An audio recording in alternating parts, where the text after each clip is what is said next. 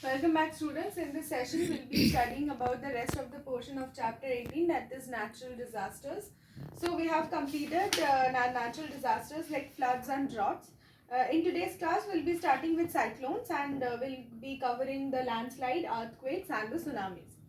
So cyclones is what is a cyclone? It is an extremely strong storm, which in which the the strong winds move in a circle. I'm sure you all have experienced, you are well aware of the fact what a cyclone is, because recently we have been hit badly by Amphan, so that is also a cyclone.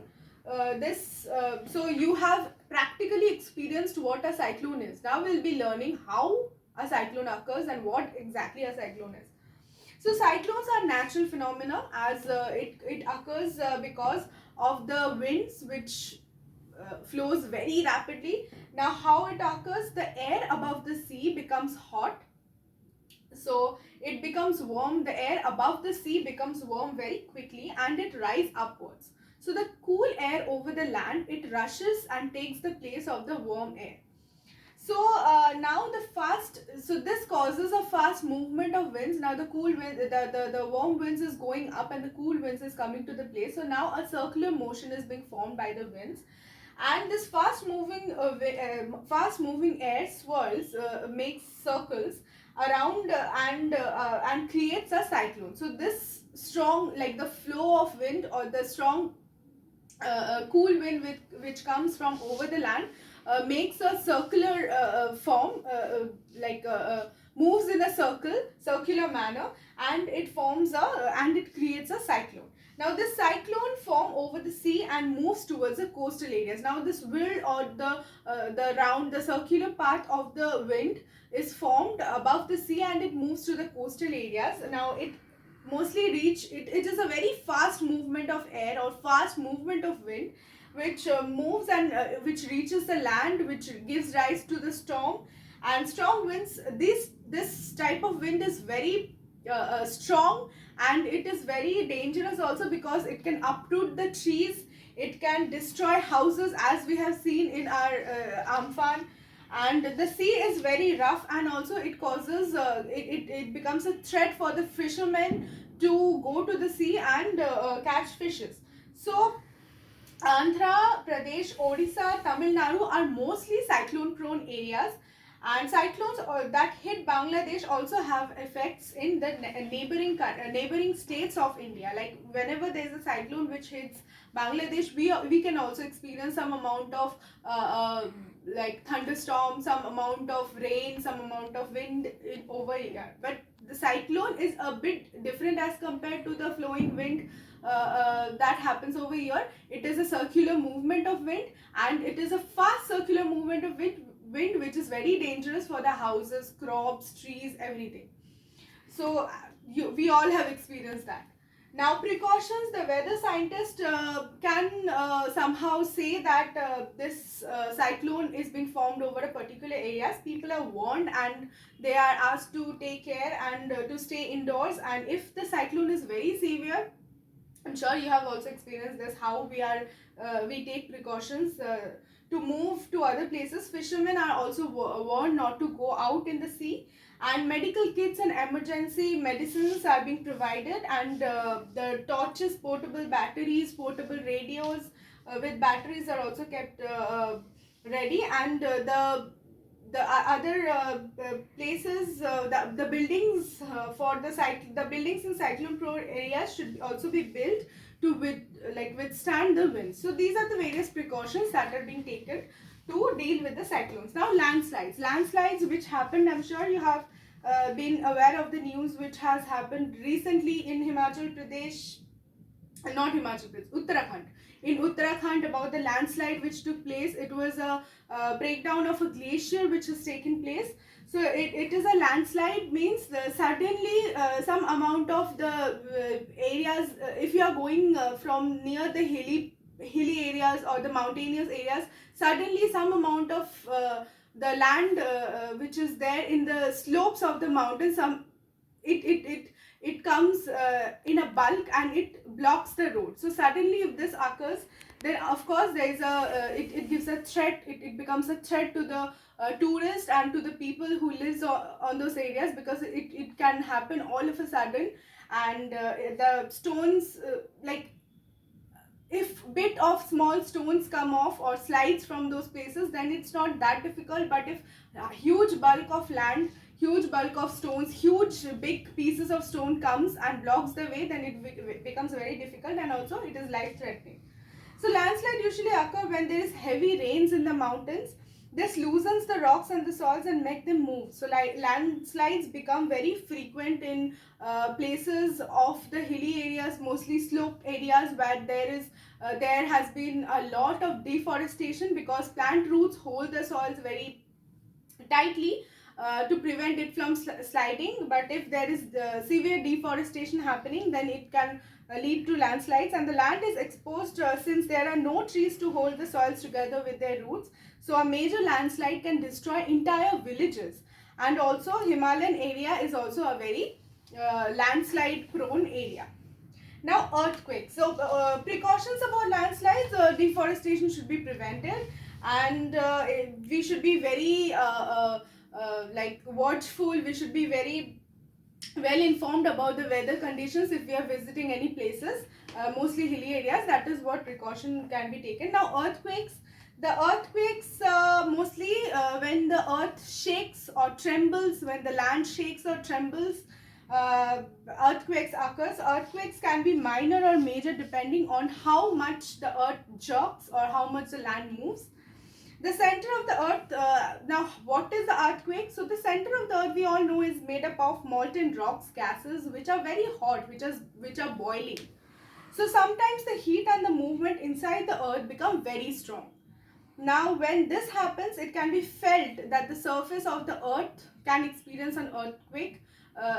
So the inside the materials inside the earth, the molten material inside the earth can suddenly come out of a place in the not come out, that is volcano. When suddenly the activities inside the places inside the earth can like there can be increase of activities inside the earth.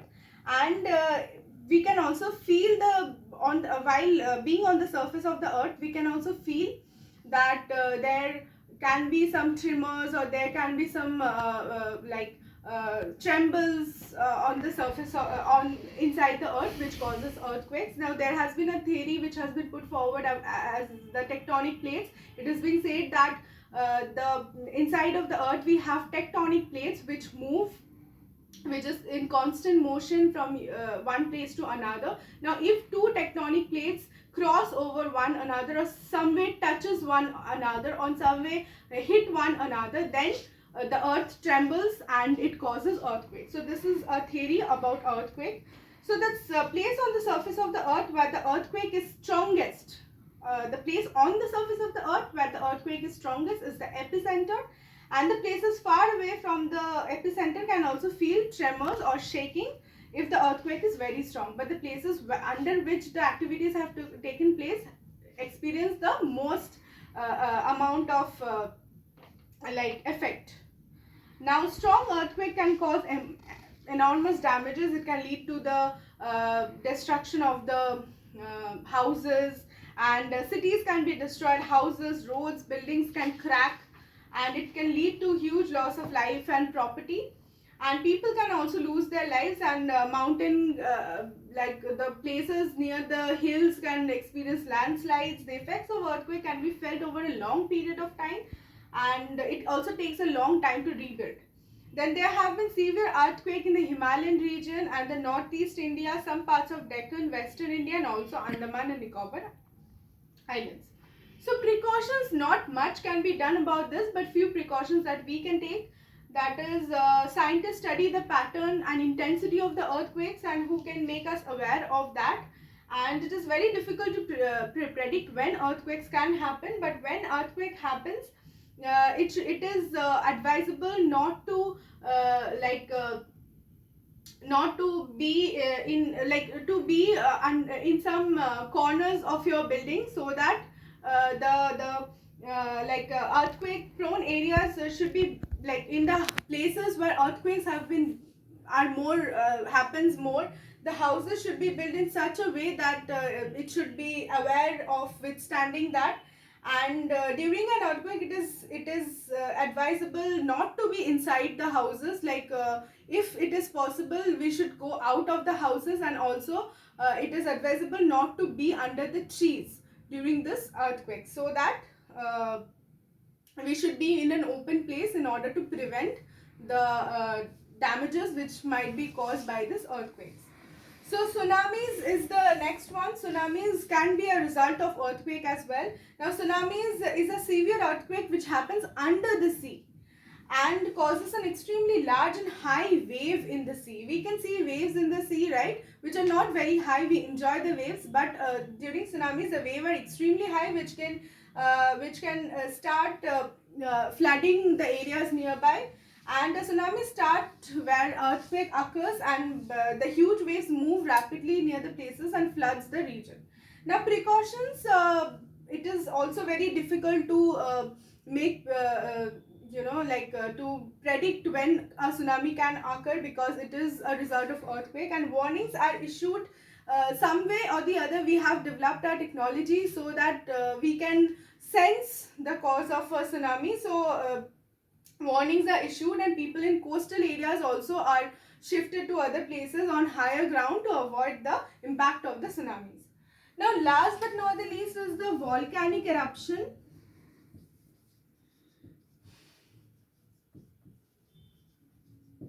Now the volcanic eruptions, as I was telling you about whatever is inside the earth, it is very the materials, the various gases, materials which are inside the earth are very hot.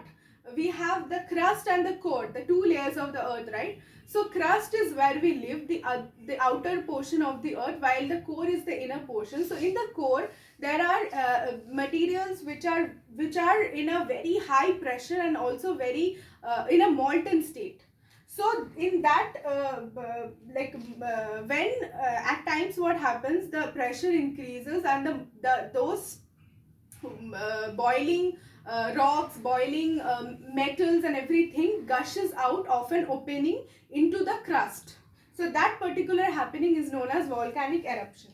So a volcano is a mountain with a large opening at the top through which gases and hot molten rock are forced out into the air. When these are thrown out with great force, it is known as a volcanic eruption. So now causes of a volcano. Volcanic eruptions can take place when heat inside the earth increases the pressure, that creates huge pressure. The molten rocks and gases burst out from the weak cracks, and the weak cracks on the surface of the earth are known as vents, from which the molten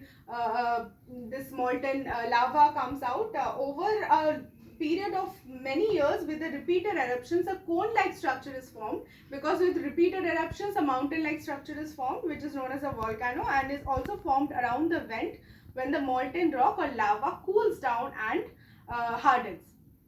So the things which come out of this inside the various metals which are boiling, which are in liquid state inside, are known as magma, while when it comes out, that particular thing becomes lava, and it hardens, and it cools down, and it hardens. So people who live near this volcanic eruption prone areas are taken to safer places as soon as we can sense the eruption of volcanoes, and food and water have to be stored for several days. So when these types of natural disasters occurs, it is very difficult to predict natural disasters, except a few, because of the improvement in technologies.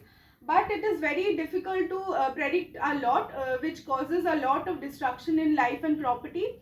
But somehow whenever we get the warning, the government as well as the people try hand in hand in order to deal with the various natural disasters, which we should be very well informed and updated about the various natural disasters that is happening from the news and from the various media. So that is how we can prevent, and we should keep in mind all the preventive measures that we have already discussed. So that will be the end of this chapter. We'll be starting with the last chapter in the next class. That will be all. Thank you.